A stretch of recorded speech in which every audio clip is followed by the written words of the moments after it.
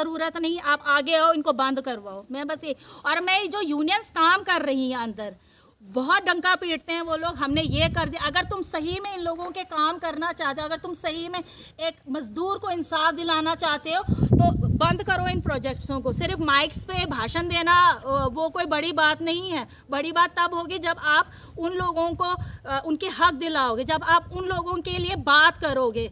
आप हर महीने 100 रुपए की पर्चियाँ कटवाओगे, 257 वो कमा रहे, उसमें से भी 100 रुपये आप ले लेते हो। मतलब उसके बाद भी इन फ्यूचर उनका देखोगे क्या है। मैं 12 दिन एक लेबर शेड में रही हूँ, मैं देख कर आई हूँ कि वहाँ के लोग कैसे रह रहे हैं, वो जो लेबर्स हैं।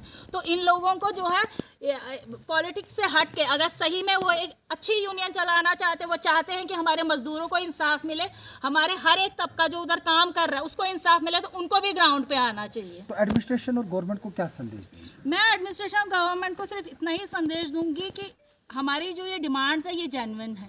हमें कोई मतलब हम लोग चाहते हैं, मतलब मेरी तहे दिल से ये तमन्ना है कि हमारे यहाँ प्रोजेक्ट्स बने। हमारा नाम जो है मैप पे है इस वक्त की सबसे ज़्यादा जो इलेक्ट्रिसिटी पैदा करने वाली डिस्ट्रिक्ट है, डिस्ट्रिक्ट किश्तवाड़। हमें खुशी होती है, हमें खुशी होगी हमारे अगर डिस्ट्रिक्ट में डेवलपमेंट होगी। मेरे को खुशी होगी अगर इन प्रोजेक्ट से हम लोग बाहर नॉमिनेट हो जाएंगे, हमारा नाम। पर मेरा सिर्फ एक ही क्वेश्चन है, इतना होने के बाद हमें क्या मिलेगा? मैं सिर्फ इतना ही चाहती हूँ। मैं एडमिनिस्ट्रेशन को सिर्फ इतना ही कहती हूँ कि आप हमारे बच्चों को रोज़गार दें।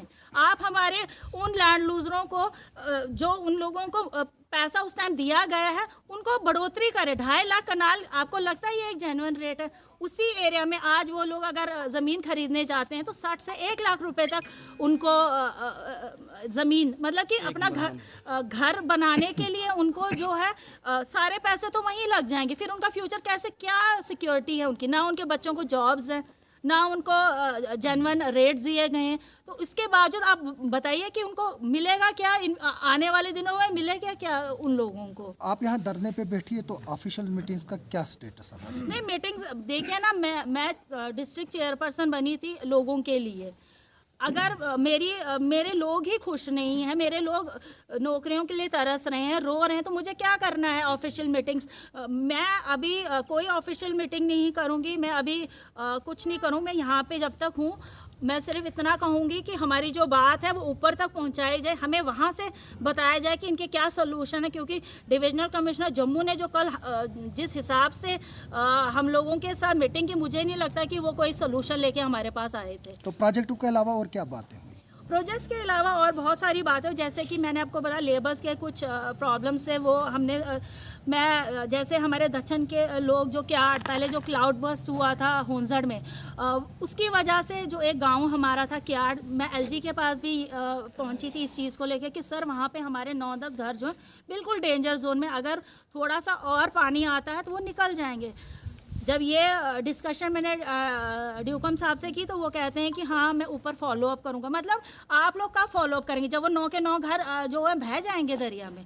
वहाँ पे आज 1 हफ्ते से एजिटेशन कर रहे हैं वो लोग, लोकल्स जो वहाँ के हैं बैठे हुए हैं कि हमारे इन घरों को जो है सेफ किया जाए, वहाँ पे बंड्स दिए जाए ताकि वो लोग सेफली।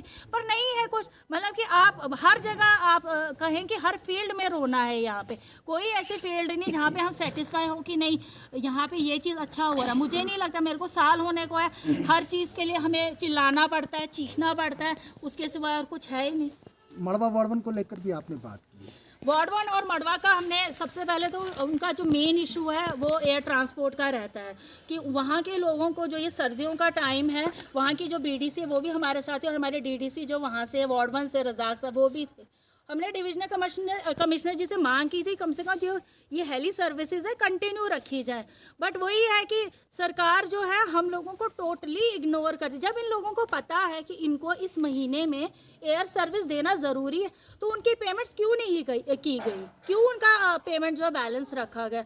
तो क्योंकि इनको हम लोग किसी मतलब हम लोग हैं ही नहीं जैसे कहीं पर, हम लोग जैसे जंगल में रहते हैं और वहाँ पे इंसान बसते ही नहीं है। इनको ये लगता है 4-4, 5-5 फीट की वहाँ बर्फ़ पड़ी है। आज डिविजनल कमिश्नर वहाँ गए हैं, एयर सर्विस वहाँ जाएंगे, मीटिंग करेंगे, वहाँ से आ जाएंगे, क्या होगा? वहाँ ना डॉक्टर है, ना वहाँ पे कोई हेल्थ फैसिलिटी है, ना कुछ है। तो मतलब क्या मिल क्या रहा है हम लोगों को? और फिर कहा जाता है कि डिस्ट्रिक्ट चेयरपर्सन मैम कुछ करती नहीं। भाई मैं जो कर सकती हूँ मैं तो वो कर रही हूँ ना। मेरी जो हद है मैं उससे ज़्यादा करने की कोशिश करूँ। बट आप लोग क्या कर रहे हैं? आप लोग तो ऊपर कुर्सियों पे बैठे हुए। अगर आपको दर्द है तो आप कीजिए ना। आप तो इस वक्त सेंटर में बैठे हुए, आप कीजिए ना उन लोगों के लिए कुछ जो सच में रो रहे हैं। अगर आप सही में बोल रहे हैं कि हम लोगों के लिए कुछ करना चाहते हो, आइए ना आगे और कीजिए।